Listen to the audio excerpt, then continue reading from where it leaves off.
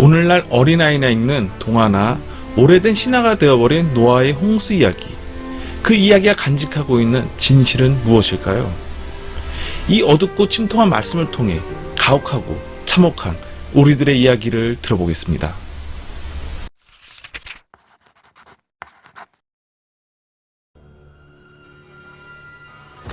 하나님께서 세상을 보시니 썩었고 무어천지가 되었습니다. 하나님께서는 노아에게 말씀하셨습니다. 내가 홍수를 일으켜 모든 것을 쓸어 없앨 것이다. 너는 잣나무로 방주 한 척을 만들고 모든 짐승을 암수 한 쌍씩 방주로 데리고 들어가라. 내가 40일 밤낮으로 땅에 비를 내려서 내가 만든 생물을 땅 위에서 모두 없애버릴 것이다. 노아는 주님께서 명하신 대로 다 하였고, 노아가 600살이 되는 해의 둘째 달 11의 날, 땅속 깊은 곳에서 큰 샘들이 모두 터지고 하늘에서 홍수문들이 열려서 40일 동안 밤낮으로 비가 쏟아졌습니다. 물이 불어나서 땅에 크게 넘치니 방주가 물에 떠다녔고 온 하늘 아래에 있는 모든 높은 산들이 물에 잠겼습니다. 다만 노아와 방주에 들어간 사람들과 짐승들만 살아남았습니다. 40일이 지나서 노아는 비둘기 한 마리를 내보냈지만 땅이 아직 모두 물속에 잠겨 있으므로 그냥 방주로 돌아왔습니다. 노아는 이래를 더 기다리다가 비둘기를 다시 방주에서 내보냈는데 그 비둘기는 저녁때가 되어서 돌아왔습니다. 노아는 비둘기가 방금 딴 올리브 잎을 물고 있는 것을 보고 땅 위에서 물이 빠진 것을 알았습니다.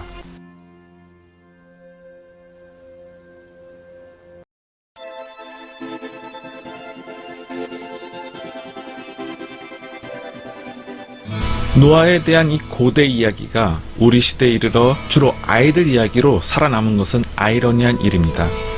어린 시절 저에게는 나무로 만든 노아의 방주 장난감이 있었습니다. 제 아이들도 지붕이 분리되어 동물을 집어넣었다가 꺼냈다 할 수 있는 방주 장난감을 가지고 있습니다.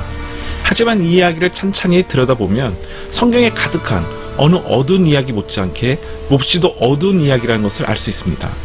하나님께서 인류에게 지독히 절망하여 거대한 홍수를 보내 노아라는 노인과 그 가족을 제외한 모든 인류를 멸망시키기로 결정하신 이야기입니다.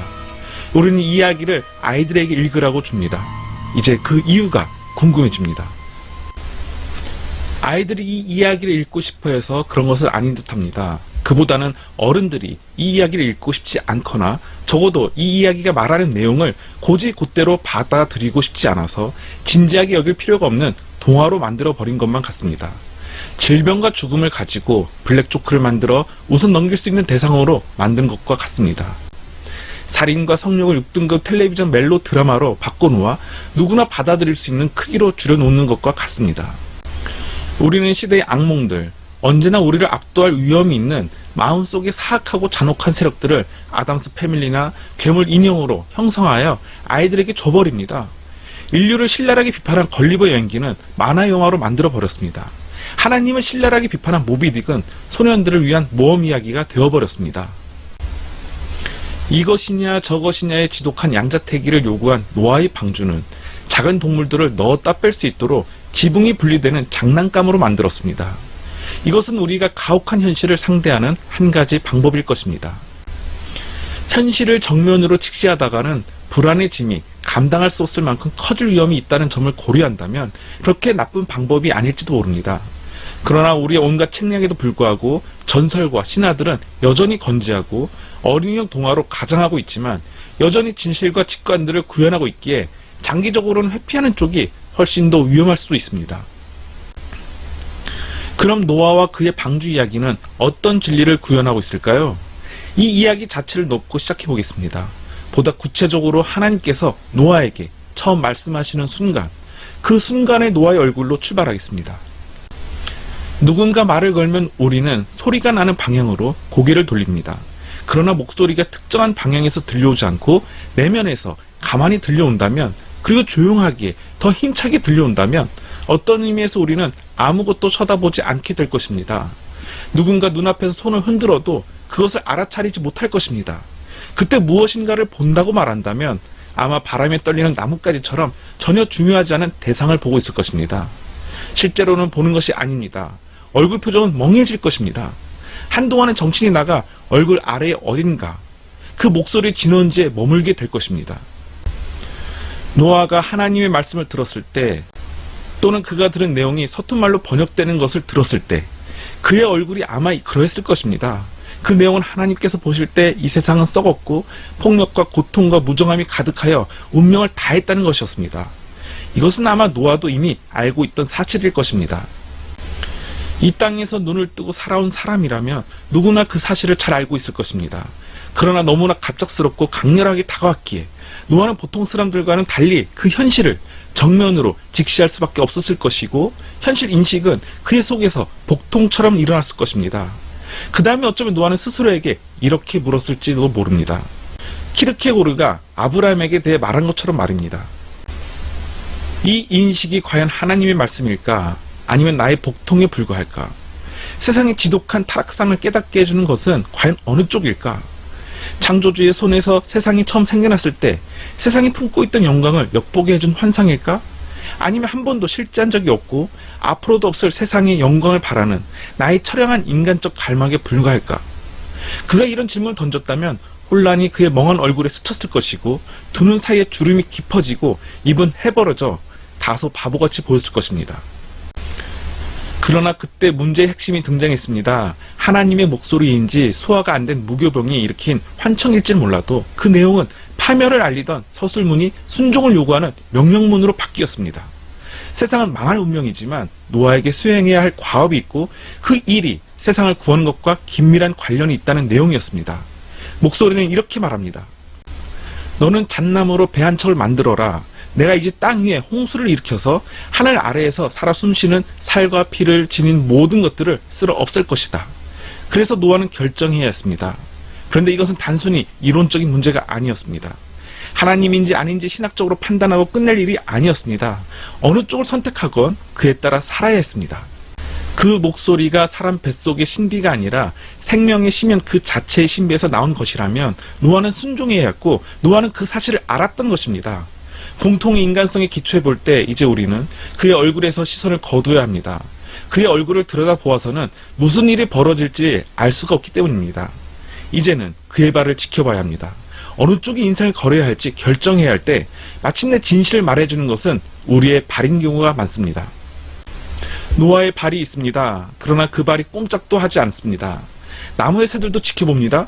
그 발이 과연 어떤 방향으로 움직일지, 움직이긴 할지. 결국 모든 사람의 본질은 발의 방향으로 요약됩니다. 마침내 그의 발이 움직입니다. 걸음걸이에 전혀 활력이 없을 수도 있고 조금은 질질 끌 수도 있지만 아무튼 움직입니다. 그의 발이 움직이는 방향에는 그가 그 목소리의 인생을 건 그 무엇이 있는 것입니다. 노아에 대해서는 할 말이 너무나 많습니다. 그가 누구였든 간에 눈매가 촉촉한 나이든 무사람이었을 것입니다. 그가 한동안 지독한 바보처럼 보였을 것은 분명합니다. 오랜 세월에 걸쳐 대단히 크고 묵직한 배를 뚝딱뚝딱 만들었기 때문입니다. 길이 300규빗에다 너비 50규빗, 높이 30규빗의 3층 배는 안팎으로 역청이 칠해져 있었습니다. 그런데 가장 가까운 항구에서도 몇 킬로미터나 떨어진 곳에서 배를 만드는데 그 이유가 곧장 어떤 목소리가 그렇게 시켰다는 것뿐이었습니다. 그 소리는 하나님의 음성일 수도 있지만 동맥경화의 결과일 수도 있는데 말입니다. 바보만이 그런 목소리에 귀를 기울일 것입니다. 반경 몇 킬로미터 주변의 온갖 목소리가 그에게 말을 거는 것일 수도 있고 그럴 가능성이 높습니다. 그럴 때는 그저 하던 대로 계속 바삐 사는 것이 상책인 법입니다.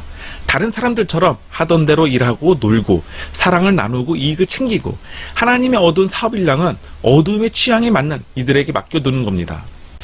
그렇게 해서 방주를 만드는 노아는 천을 두르고 회개하라 하고 적힌 샌드위치 광고판을 걸고 브로드웨이를 걸어가는 수염난 괴짜가 됩니다.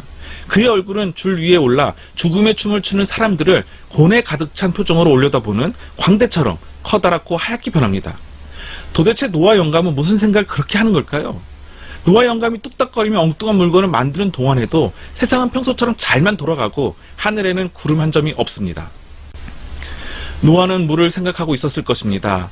하늘의 창이 열리고 깊은 샘들이 모두 터져나와 바다가 땅을 덮었을 때 마른 땅과 질서가 있던 곳에 무질서와 폭력만이 난무했을 때 아마도 노아는 땅이 전부터 늘 그런 상태였음을 알았을 것입니다.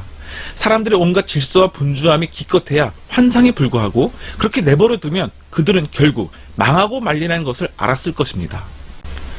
물이 빠르게 숲과 들판을 뒤덮었고 부엌 바닥으로 미끄러져 들어와 지하 저장소 계단으로 내려간 다음 빠른 속도로 차올라 텔레비전 위와 교회 첨탑 위로 올라갔습니다. 죽음이 돋쳐 있었습니다. 지금이 그렇듯 말입니다. 그때도 사람들은 혼자 갇혀 있었습니다. 지금 사무실과 침실과 술집에 늘 혼자 갇혀 있듯이 말입니다. 사람들은 지금도 그때처럼 빠져 죽지 않게 지켜줄 단단하고 확실한 것을 붙잡으려고 애쓰고 얼마 남지 않은 마른 땅을 놓고 서로 피 터지게 싸웁니다. 그때의 혼돈이 지금보다 더하지는 않았을 것입니다. 그냥 좀 더 축축했을 뿐입니다. 방주는 자리 잡고 있던 곳에서 떠올랐습니다. 항구도 우연도 구분하지 못하는 광대 선장의 휘하에 모든 동물을 한 쌍씩 실은 크고 무겁고 오래된 그 통은 무수한 파도들에 요동치고 삐걱거렸습니다.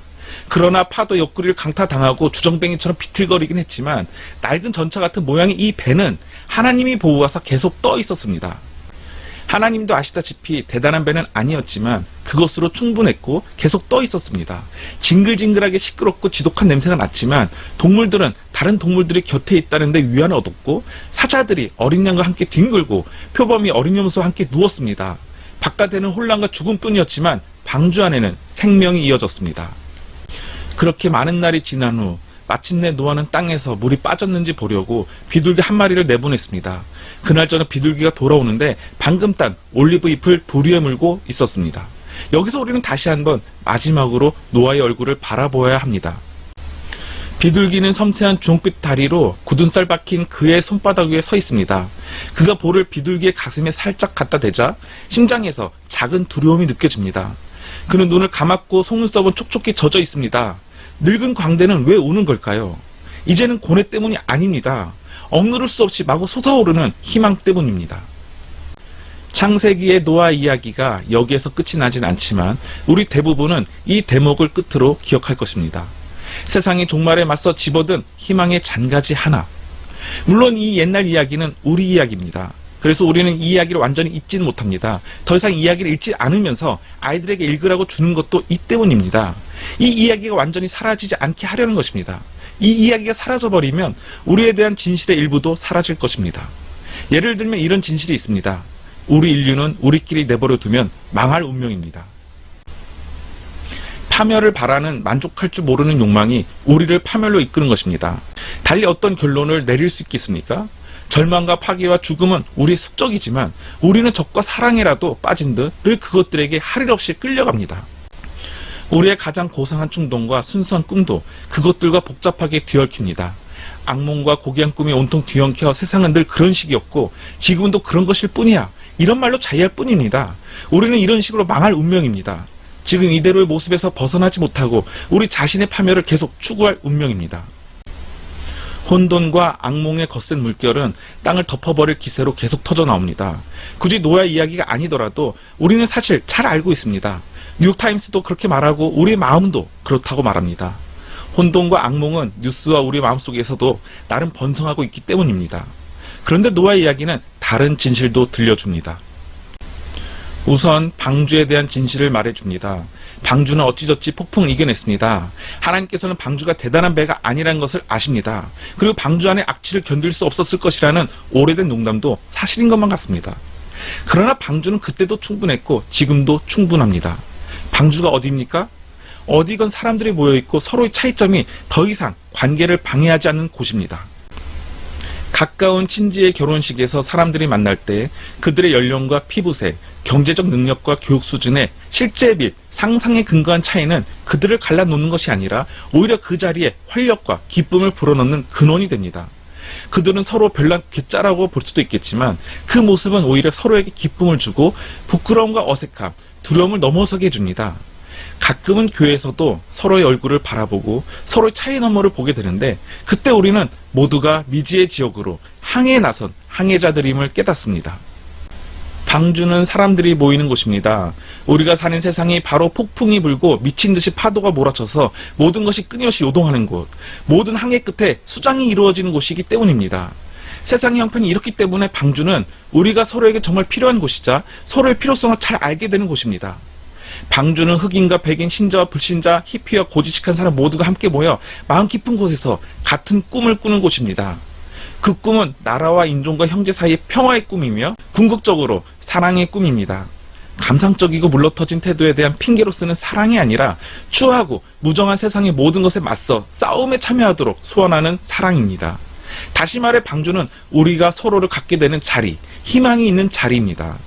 믿음에 충실했던 노아는 바보처럼 보였지만 세상에 빠져 죽지 않도록 구해냈습니다.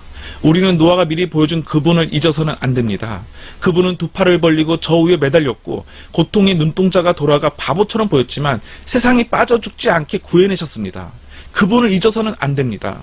그분은 여전히 세상을 구원하실 뿐만 아니라 어디서건 방주가 있는 곳, 우리가 서로 만나 사랑을 나누는 곳에서는 우리 모두 형제이자 아버지이신 그분도 함께 계시기 때문입니다. 그러므로 우리는 항해가 이어지는 모든 나날 동안 그분의 은혜롭고 이해할 수 없는 손에 우리를 맡겨야 합니다.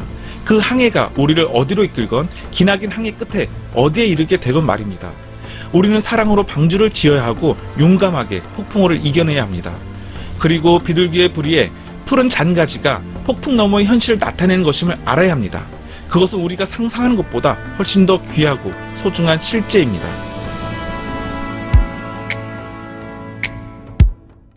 좋아요와 구독 잊지 마세요.